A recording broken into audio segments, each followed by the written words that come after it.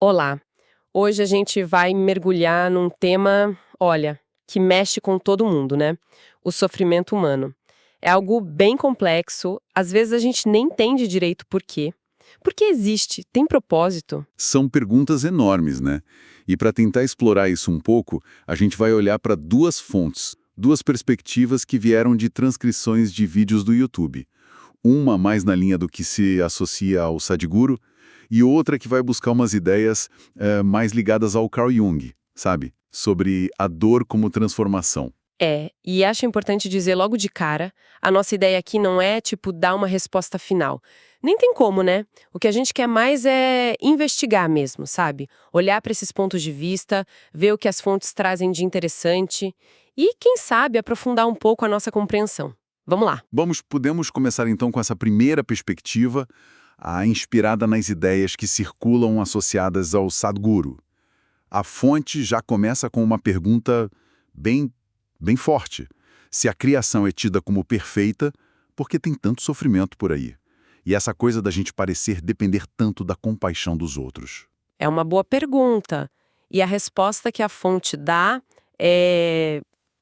Nossa, me pegou um pouco de surpresa. Porque ela diz que o sofrimento não vem de uma falha, mas justamente da liberdade que a gente recebeu. Exato. Uma liberdade de ser como a gente quer, isso que nos diferenciaria dos animais que são mais, assim, instintivos, né? Sobrevivência, procriação. Mas aí fica a dúvida. Como que essa liberdade, que parece ótima, vira fonte de sofrimento? Pois é, aí que está o paradoxo que a fonte aponta. Essa nossa capacidade de escolher, esse potencial incrível para criar bem-estar, para transcender, é a mesma ferramenta que muita gente acaba usando, às vezes sem nem notar, para criar a própria infelicidade. A fonte argumenta que a gente sofre mais por causa dessa liberdade interna, quando mal usada, do que por problemas externos. A chave é essa. A ferramenta de criar a mente livre é a mesma que a gente usa, por padrão, para criar sofrimento. Ah, entendi. Então o problema não é ter a escolha. Não. Uhum. Mas como a gente escolhe. É o uso dela. Exatamente. O mau uso. A fonte até diferencia o tipo de sofrimento, né? O nosso e o dos animais. Sim, diferencia. O sofrimento animal, nessa visão, seria mais direto, mais físico. Dor, fome, medo de um predador, sabe? Já o sofrimento humano, mesmo quando começa com algo físico, ele é quase sempre amplificado ou às vezes até gerado pela nossa mente. Nossos pensamentos, como a gente interpreta as coisas, as emoções que vêm. Essa complexidade toda que a liberdade permite, é aí que o sofrimento se instala e cresce. Isso meio que explica por que a gente é tão bom para criar conforto material, resolver problema lá fora, Sim, mas parece que a gente pena para lidar com o nosso mundo interno, né? Os conflitos que a gente vive dentro da gente ou com os outros. Seria um reflexo disso, desse mau uso da liberdade mental. exatamente essa a ideia que a fonte traz. E tem até aquela anedota rápida que ilustra isso, né? Do garotinho que chega feliz, achei R$ 10. Ah, sim. Aí a mãe pergunta se ele tem certeza, e ele, tenho, eu até vi o moço que estava procurando. Mostra bem como a nossa percepção e a escolha de como reagir mudam tudo, né? O fato externo é um, mas a A experiência... experiência é definida pela resposta interna. O foco é totalmente aí. E essa perspectiva também dá uma cutucada na gente, né? Naquela tendência de só ir buscar essa inteligência interna quando a coisa aperta de verdade. Sim, critica isso. A ideia de que a gente só se mexe para ir além do básico, do sofrimento mais óbvio, quando a vida dá uma chacoalhada forte. A fonte usa uma imagem que eu achei interessante: a inteligência guardada na geladeira. A gente não usa para o que mais importa a qualidade da nossa vida interior, até que uma crise obrigue. É uma crítica à reatividade, né? Esperar chegar no fundo do poço para buscar um jeito de usar melhor essa liberdade. Exatamente. Esperar a água bater no pescoço. Tá, então qual seria a postura que essa fonte sugere? Se a liberdade é a chave, como usar ela melhor? A sugestão é clara: não ficar dependendo da compaixão ou do entendimento dos outros para se sentir melhor. O caminho seria outro: seria cultivar a nossa própria compaixão, a nossa própria compreensão, a tal ponto que a gente consiga acolher o mundo, e não o contrário. Ser a fonte, não o dependente. Isso. Viver com dignidade, nessa visão, é assumir essa responsabilidade pela qualidade da nossa experiência interna a cada momento. É um chamado para se observar, para desenvolver a habilidade de gerenciar a própria mente, as emoções. Uma visão bem focada na nossa agência, na escolha como centro de tudo. Ok. Essa foi uma visão mais sobre a nossa resposta à dor, né? A liberdade interna. Mas e se a dor tiver um propósito nela mesma? Algo além de ser só um erro da mente que a gente tem que consertar. A segunda perspectiva, que a gente tem essa baseada em ideias junguianas, parece que vai por aí, né? Exatamente, muda o foco completamente. Essa segunda fonte começa descrevendo a experiência do sofrimento de um jeito muito palpável, sabe? Aquela sensação de que a dor é tudo, que não existe mais nada, o peso que não some, a angústia até no sono, o isolamento, mesmo se tiver gente por perto. Sim. E como, nesse estado, qualquer conselho de fora parece vazio, né? Não entra. Um retrato bem real para quem já passou por algo assim. Mas o ponto-chave dessa visão, pelo que entendi, é que essa dor toda não é só ruim ou algo a ser eliminado rápido, é vista como um movimento, um catalisador. Quase como um portal para uma versão mais verdadeira da gente. A fonte até cita algo como onde tem dor, tem caminho. Essa ideia é forte. A dor como uma ruptura necessária. Ela apareceria justamente onde a gente está desconectado por dentro. Talvez onde a gente está sustentando umas mentiras sobre nós mesmos, sabe? Ou resistindo a uma mudança que a nossa alma, vamos dizer assim, está pedindo. Então, o sofrimento rasga, mas não para destruir. A ideia é essa. Rasga para abrir espaço, para deixar a consciência entrar.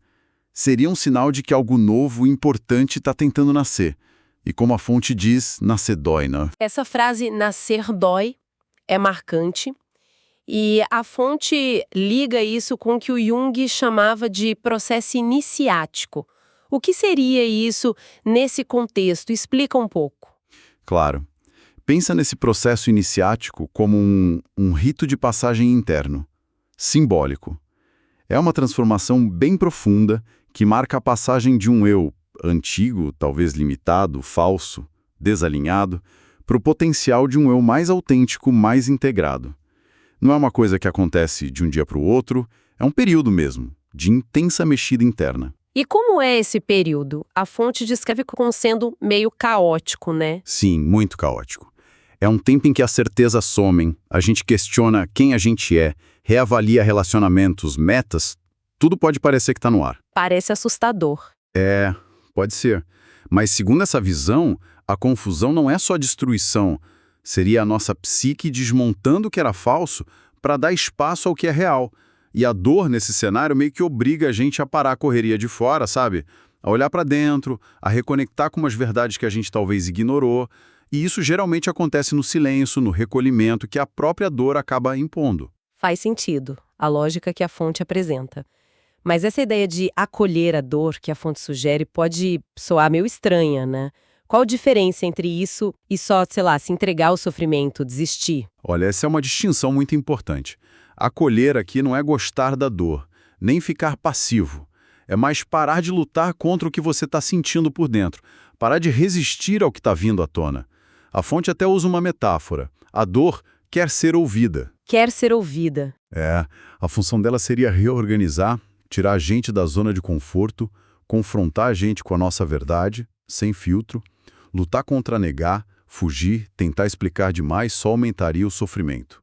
É como tentar afundar uma bola na piscina. Entendi. Acolher seria permitir que a mensagem seja entregue. E qual seria essa mensagem?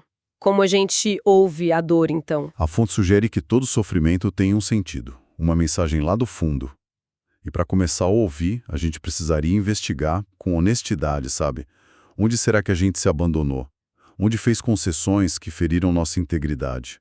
Onde deixamos nossos limites serem ultrapassados direto? A vulnerabilidade que a gente sente na dor Em vez de ser vista só como fraqueza, vira uma ferramenta para aprender. Quando a gente sente e tenta entender, em vez de só reagir ou fugir, a dinâmica parece que começa a mudar. E o que acontece quando essa dinâmica muda? A dor some de vez? Não some de uma hora para outra, nem totalmente talvez, mas a relação com ela se transforma. A fonte descreve que a resistência vai diminuindo e a dor deixa de ser aquela coisa que paralisa tudo. Ela pode virar uma trilha, um impulso, quase uma bússola interna, apontando para o que precisa ser curado, entendido, transformado. De obstáculo para guia. Interessante. Isso. E esse processo tem um fim ou a gente fica nisso para sempre? A fonte fala em ciclos, ondas. A intensidade da dor geralmente diminui com o tempo, às vezes de forma bem sutil. Uma noite que você dorme um pouco melhor. Ah, sim. Pensamentos que começam a ficar menos pesados, o interesse por algo que volta. O marco principal não é nem a ausência total de dor, mas uma mudança na identidade. A pessoa para de se definir pelo sofrimento. Ah, isso é importante. Muito. A dor vira um capítulo, talvez um capítulo bem importante da história, uma fonte de aprendizado. Mas não é mais quem a pessoa é. E o que surge disso? Dessa travessia toda? Quais os frutos, segundo essa visão? Olha, a fonte sugere que podem surgir qualidades bem valiosas. Fala de uma força redescoberta não bruta, mas resiliente. Mais clareza sobre si e sobre a vida, uma sensibilidade mais fina, mas menos frágil. Sabedoria prática, vinda da experiência, compaixão de verdade, por si e pelos outros, discernimento mais apurado. Maturidade emocional. Exato, e maturidade emocional, que inclui o que a fonte chama de autossustentação. Essa capacidade de achar equilíbrio dentro de si, de se apoiar emocionalmente, sem depender tanto de validação de fora. A paz interna vira algo precioso, né? Algo a ser cuidado. É quase como se reconstruir depois de um terremoto e o resultado ser algo mais consciente, mais sólido. E essa mudança interna, ela se reflete fora também. Sim, a fonte fala dessa ideia de sintonia, de ressonância. Conforme a nossa frequência interna muda, a gente começa a atrair ou a perceber pessoas, situações que combinam mais com esse novo jeito de ser. Pode vir também um senso de conexão espiritual, novo ou renovado, um propósito de vida que começa a ficar mais claro. E o papel dessa pessoa que passou por isso em relação aos outros? Muda algo? Tem um ponto interessante aí. A história pessoal de superação pode virar inspiração ou tipo uma ponte para outras pessoas que estão em momentos difíceis, mas não naquela postura de querer salvar todo mundo, sabe? É mais pelo simples fato de estar inteira, de andar com a própria verdade, sem precisar provar nada e sem carregar a dor antiga como um peso visível. É uma libertação que, indiretamente, pode acabar ajudando outros. Entendi. Muito bom. Então, fechando o círculo, a gente tem essas duas abordagens bem diferentes para o sofrimento. De um lado, a perspectiva ligada ao Sadhguru, foco na liberdade de escolha interna como origem e chave, a nossa agência, a gestão da mente. Isso. Do outro, a visão mais junguiana, o sofrimento como um processo de transformação, um rito de passagem, doloroso sim, mas talvez essencial para o crescimento da consciência, da autenticidade. O foco é na jornada através da dor. Exato, são ênfases distintas. Uma foca mais no como a gente responde e cria a experiência a cada momento. A outra, mais no pra quê da dor, no potencial de evolução dela ao longo de um processo. Mas, se a gente olhar por cima, talvez o ponto comum mais forte seja que ambas sugerem que o sofrimento não precisa ser só dor vazia aleatória. Ele pode ter um significado, um potencial que vai além do desconforto. As duas apontam para a possibilidade de transcender, de evoluir, de encontrar um novo jeito de ser que pode surgir dessa experiência. E para quem está ouvindo a gente, pensar sobre essas duas visões pode ser bem útil, né? Talvez ajude a dar um novo olhar para dificuldades passadas ou presentes. Será que em certos momentos o nosso sofrimento está mais ligado a como a gente está usando ou não usando nossa liberdade interna, como diz a primeira fonte? Ou será que, em outros, a gente está sendo mais convidado a passar por um processo de transformação mais fundo, um chamado para crescer através da dor, como a segunda fonte descreve? É a reflexão que fica, né? Exato. Não é questão de escolher uma como certa e jogar a outra fora. Talvez seja usar as duas como lentes.